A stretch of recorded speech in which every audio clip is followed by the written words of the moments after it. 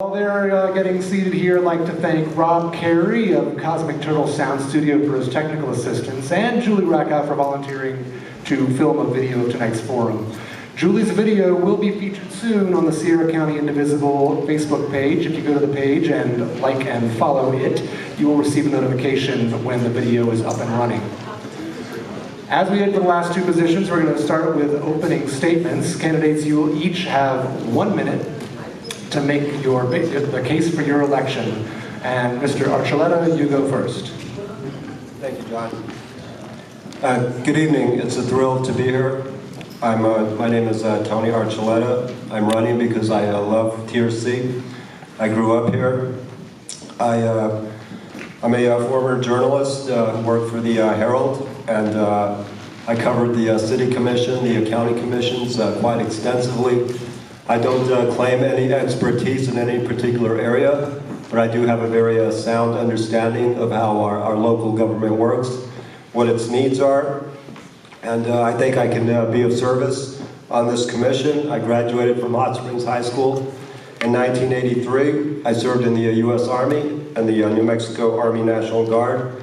I studied journalism at New Mexico State University. I currently work as a substitute teacher for TRC Municipal School District, and I want to stress that I am not running against Mr. George Szigeti, who's been a fine public servant, and I congratulate all the candidates here because they've all contributed to the city. My sole purpose for tonight is that I am a substitute teacher, and I felt that it was important for me to step out of my comfort zone and try to help this city. Thank you, Mr. Archuleta. We're going to move on now to Ron Fenn, who's going to have an exactly 60-second opening statement. Good evening, everyone. I'm Ron Fenn. Most of you know of me. You know my name, at least. Unfortunately, I've been painted with a very dark brush for my activism in this community. But in that time, I have, in 12 years I've been an activist. I've uncovered a great deal of corruption, waste, and abuse of power in this community. I want to see all of these things dealt with in a proper manner, and I believe that I know a great deal about what goes on in this particular community because I have been studying it for 12 years, and I've also written legislation that has passed for this community, saving millions of dollars for the people of the community. Thank you. Thank you, Mr. Fenn. Moving on to the opening statement from Martin Michel. I was galvanized to start this campaign thing because of the smart meters. And to me, they were not getting maximum public input, they were not transparent, and they were not financially responsible. There's ideas like fiber optics that have much less radiation and can do the job of getting this information from our water meters and electric meters. And why am I qualified? I am like, we have this like citizen soldier, citizen politician, that I have this education and curiosity, I have formal education. And just genuine interest in people. Everyone's like unique. And I just, all my life I've had a commitment to like love and, can't remember all these words. Truth and love is very important. Thank you so much, Mr. Michel. George Szigeti, please give us your 60-second opening statement. Good evening. I have had the honor over the past 7 years of serving this great community. First as a member of the Public Utilities Advisory Board and currently as a city commissioner. I do this as an independent citizen, not on the behest of any other individual or special interest group. I have worked to move the city forward, to fix what needs to be repaired, and to help provide our citizens with the services and the security that they deserve. I would like to continue on as city commissioner so I can continue this work and do even more for the city in the next 4 years. Thank you. Thank you so much, Mr. Szigeti. Round one of questions. There will be one question that each of you will answer. Mr. Fenn, you will go first. Ariel Doherty on Caballo Road says, because climate change affects us all, what is your vision to move Truth or Consequences off of fossil fuels? What specific actions will you take as a commissioner to make life in our community more sustainable? All right, well, I have already made moves on my own by investing my money in solar. I believe that this community has a great deal of good energy that should be available. And unfortunately, it's a very expensive proposition, but with the proper funding sources and perhaps from some governmental programs, that we can get more and more people to get off of fossil fuels. And it is workable, it is attainable, because the sun is here, the sun is free. Thank you. Thank you, Mr. Fenn.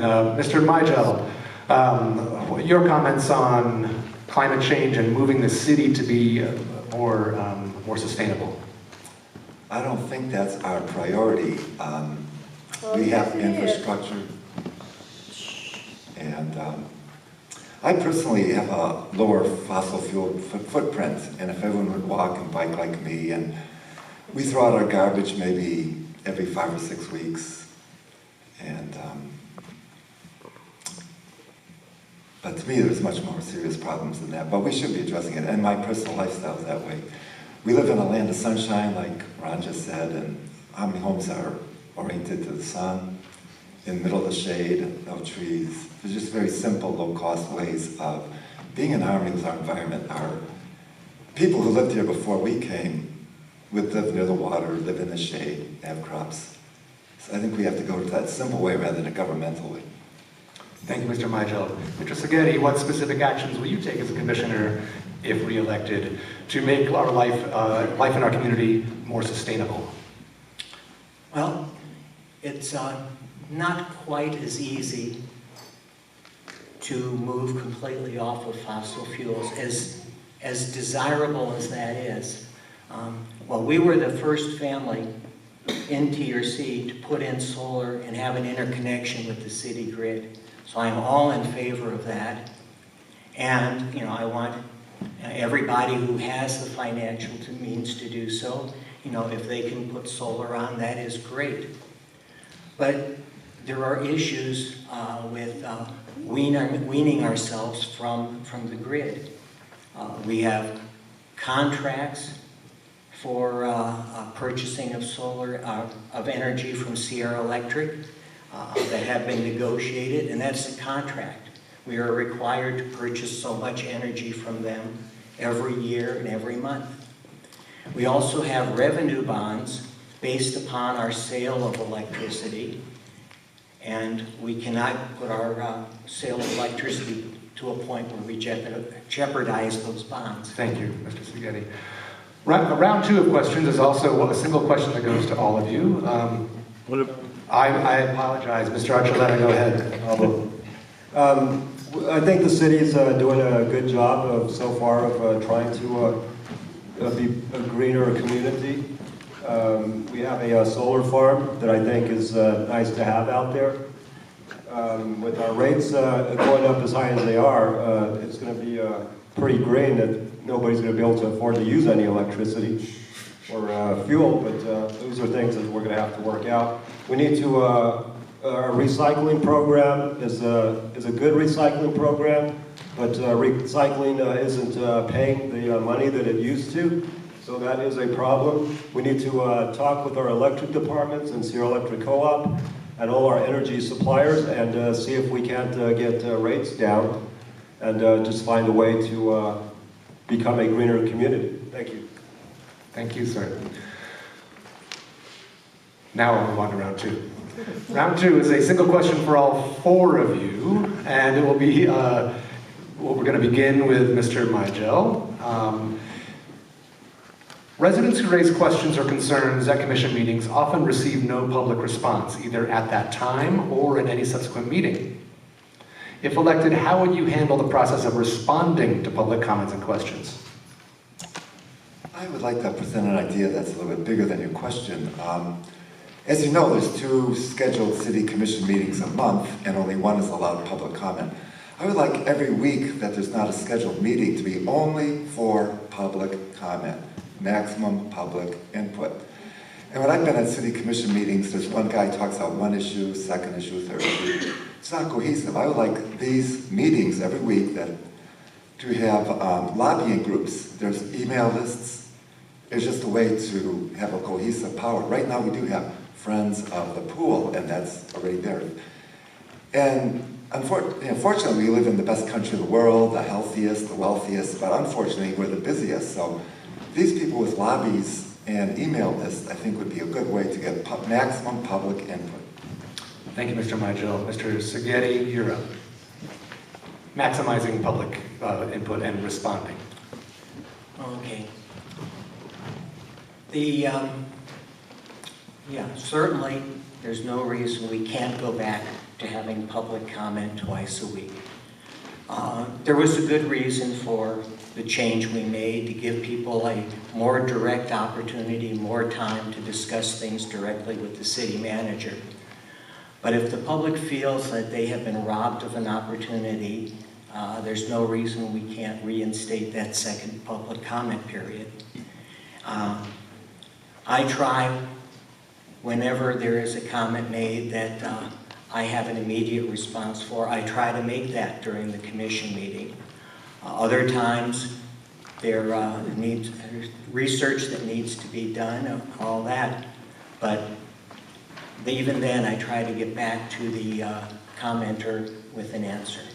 Thank you, Mr. Seghetti. Mr. Archuleta, same question to you.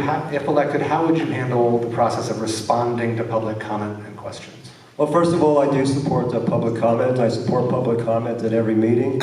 I think 3 minutes is more than sufficient time for a public comment.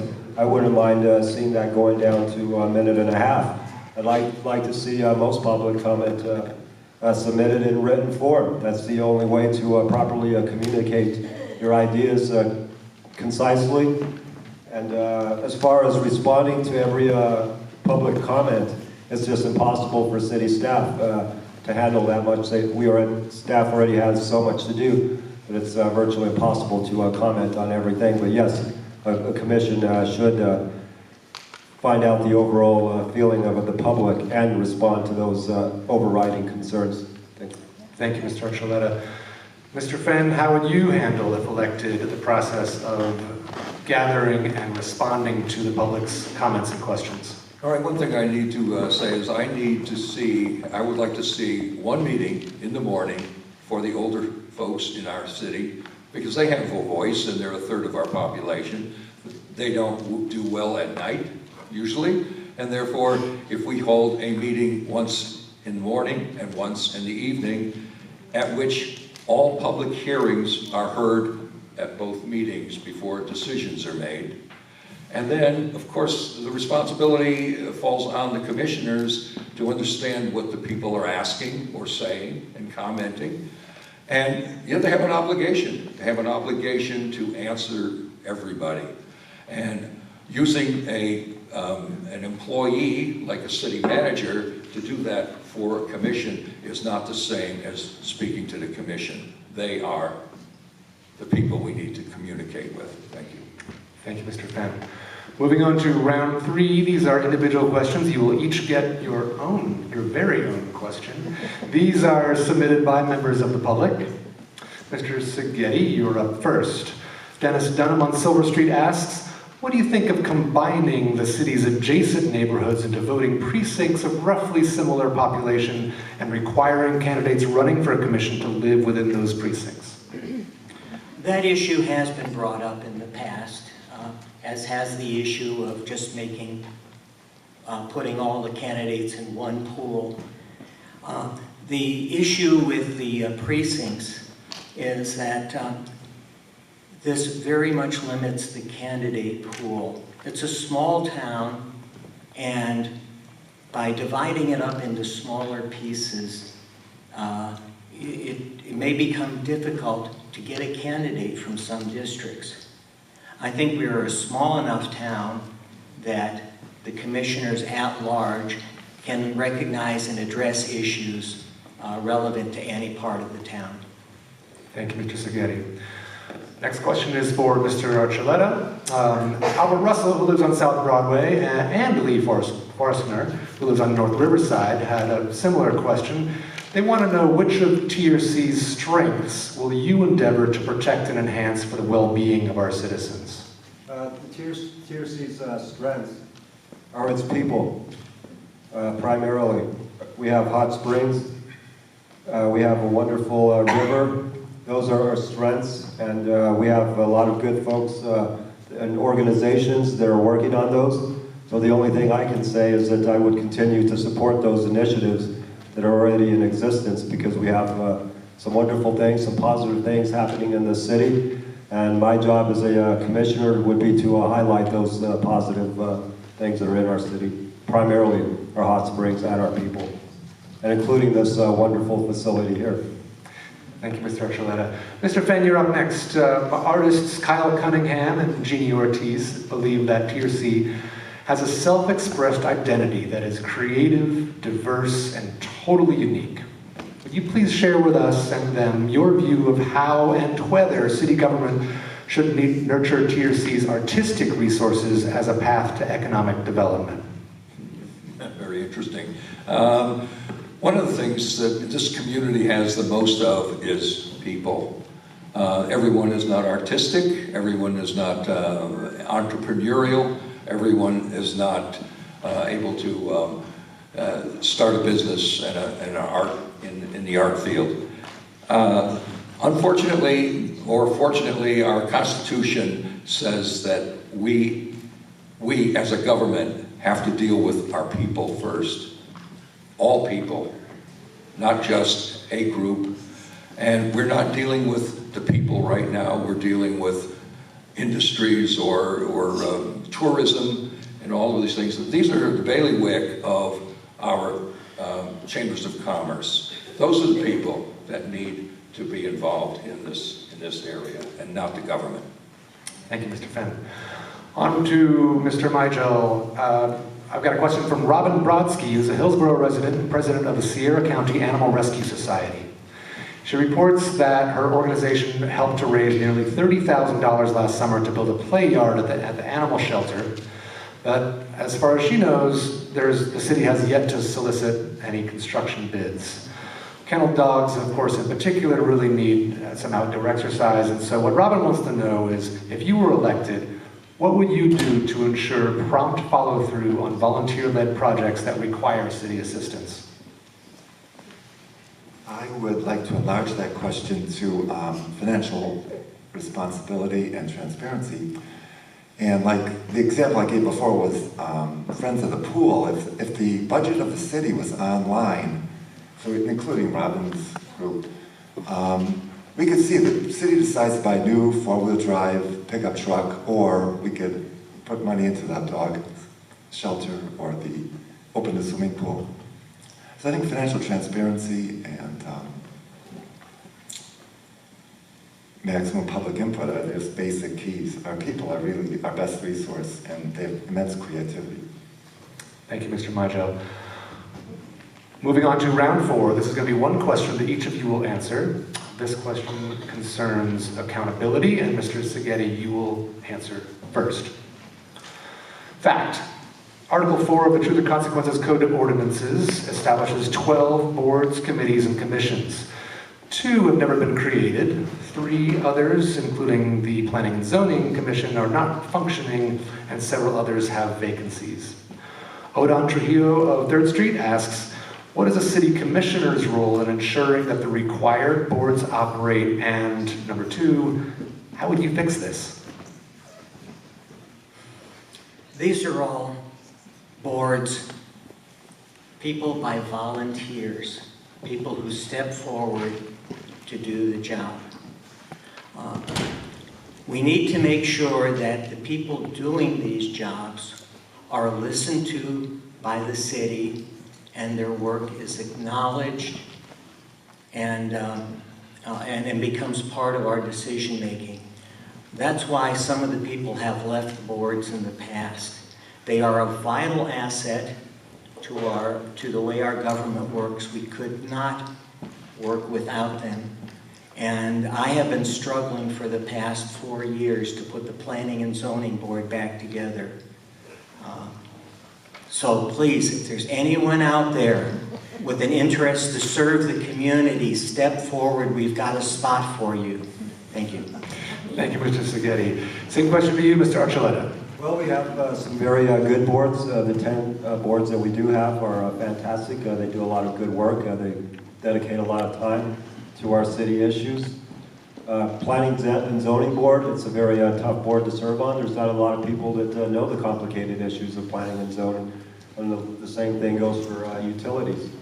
I think Ms. Kelly had a great idea that the people that are running for office tonight, I believe we are the ideal candidates to, if we are not elected to office, we should consider being on these boards and being community leaders and encouraging our fellow citizens to step up as well. Thank you. Thank you, Mr. Archuleta. Mr. Fenn, same question to you. What is a city commissioner's role in ensuring that the required boards operate, and how would you go about fixing this? Very simply, the commission is responsible for the operation of the city through the city manager. If the city manager does not do his function, which is statutory, and then it behooves the city commission to find a manager who will do that. I happen to know that there are a number of applicants for the planning and zoning, and there have been for some months, and nothing has been done. This is a responsibility of the city manager, who is currently not doing that job. That's where it lies. Thank you, Mr. Fenn. Mr. Mygel, same question to you. What is a city commissioner's role in ensuring that the required citizen boards operate, and how would you go about fixing this situation? I did not know that there were so many boards and so many vacancies. I do have a friend who was volunteering with one of these committees, and he thought it was a waste of his time because the city council, which would be me, is not honoring their research and their stuff. So with the lack of knowledge of these boards being open, and I wonder if just this maximum public input and the transparency, the budget is on the internet. Apparently the city commissioners every month get a piece of paper that shows the financial status of the city, but it's very incomplete, or it's not standard accounting principles. So my power would be to present this, and also to, when a recommendation is made by these committees, it wouldn't just be their arbitrariness, but it would just be, they would have conclusive arguments why I would do it. They would have power. It would be worthwhile their volunteer time. Thank you, Mr. Mygel. Good segue, actually. As we move into round 5, this is the final question of the evening. Each of you will answer, starting with Mr. Fenn. Fact: the city has a significant debt load. Jack Knoll of East Riverside wants to know, what information would you seek and what actions would you take to help the city reduce its 90% debt to assets ratio? Oh, just give me a pile of money. No, this is very serious. The city is circling the drain of insolvency, is the actual fact. And there is no magic bullet. There is no answer other than the city has got to cut its expenditures. We can't increase tourism. We cannot increase money for taxes. We have got to cut expenses. That means nothing is spent unless it benefits directly the people of the community. Not for the benefit of employees, not for the benefit of business or tourism, but people only. That's where we spend our money. And very slowly, we work our way out of debt. Thank you. Okay, thank you, Mr. Fenn. Mr. Mygel, we've got this 90% debt to asset ratio. What information would you seek and what actions would you take to help us dig out of this hole?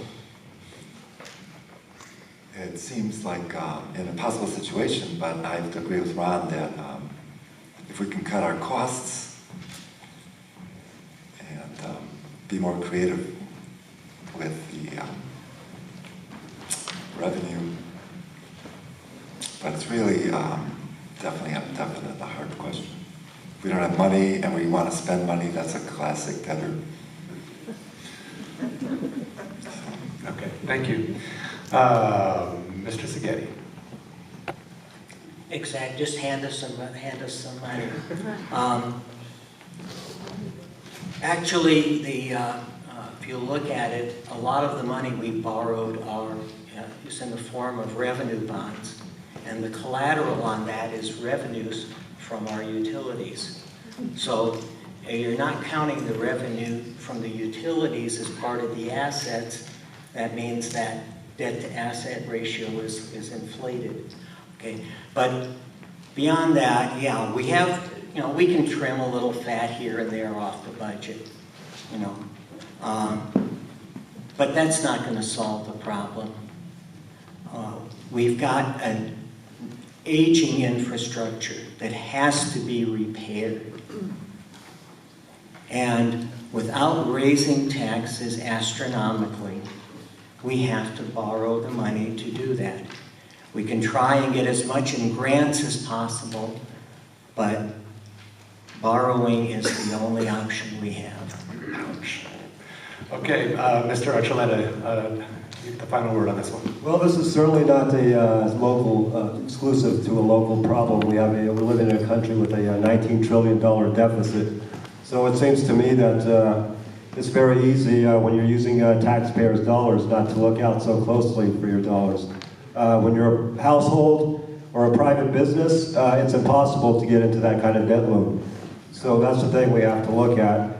We do see a lot of government waste. I've seen a lot of studies, a lot of engineering studies that we get a lot of great drawings, we get a lot of great graphics. We pay $100,000 for it, but it ends up on a bookshelf somewhere, nothing becomes of it. So there is a lot of waste that can be trimmed. And we need elected officials who aren't afraid to raise taxes when necessary and are more afraid to spend when we don't need to spend. Thank you. Thank you, Mr. Archuleta. We'll move on now to the closing statements from each candidate. Candidates, you will have 45 seconds to solidify your support or summarize your points. Martin Mygel, you begin. I think our city needs a vision of excellence. The city started in 2016, and probably they were paved, the streets were paved, and they still don't flow to the Rio Grande. It's like, there's like a culture of our city of where is the excellence? And we don't have a lot of money. I think we have a huge amount of creativity with our people. One of our assets is the summer, or the winter visitors who come in. And one of the tragedies in our city is the homeless and the generational poverty. And is there a non-monetary way? We always say throw money at it. There's programs that use human-to-human contact. Thank you, Mr. Mygel. Mr. Szigeti, you've got 45 seconds to seal the deal. There is no room for us versus them in our little town. We have to all learn how to work together to solve our problems and make this a better place for everyone. Accusations and divisiveness will only lead to stagnation and mediocrity. I hope to continue to move this town forward, to do the best I can, and to be as open as I can as a city commissioner for the benefit of everyone. Thank you, Mr. Szigeti. Mr. Tony Archuleta, excuse me, you're up. 45 seconds closing statement. Thank you very much. I just want to say thank you to Sierra County Indivisible for hosting this forum tonight. I want to thank all the candidates who showed up tonight. I'm very happy to see a great field. It's going to be a great election outcome, whatever it is. And I want to take time to recognize the efforts of two commissioners who chose not to run, Ralph Heschler and Kathleen Clark. And when I left the newspaper abruptly in 2018, I never really had a chance to thank Mr. Steve Green for his years of service. This is a tough job, and he did an excellent job. So I just want to say, encourage everyone to vote on March 3rd, and encourage everyone to remember, vote for Tony Archuleta is a vote to make TRC just a little better. Thank you. Okay, thank you, Mr. Archuleta, a little better. We'll move on now to the closing statement from Mr. Ron Fenn. Yes, thank you. I would like you to vote for me for the simple reason that I have proven that I can do things even when I'm not handed the reins of the city.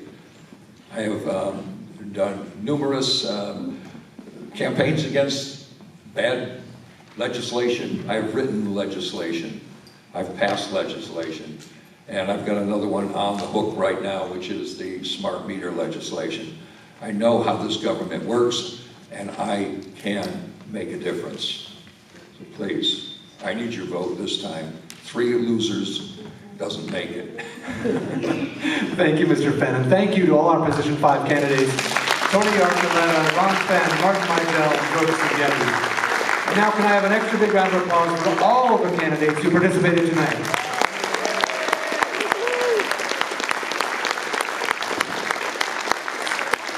So that wraps up the forum, which was organized by Sierra County Indivisible and broadcast from the TRC Civic Center by radio station KCHS with the support of GPK Media. With 3 seats open, this is a really important election. This is a majority of the commission. So here's 2 dates to remember. Early voting begins on Tuesday, February 4th in the offices of the city clerk downtown.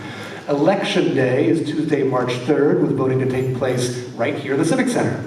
It has been my pleasure to serve as your moderator. Everyone, please stick around. The candidates have agreed to stay on for a brief meet and greet, and so you can ask your questions directly. And to our radio and online listening audience, thank you so much for tuning in this evening. Good night and good luck.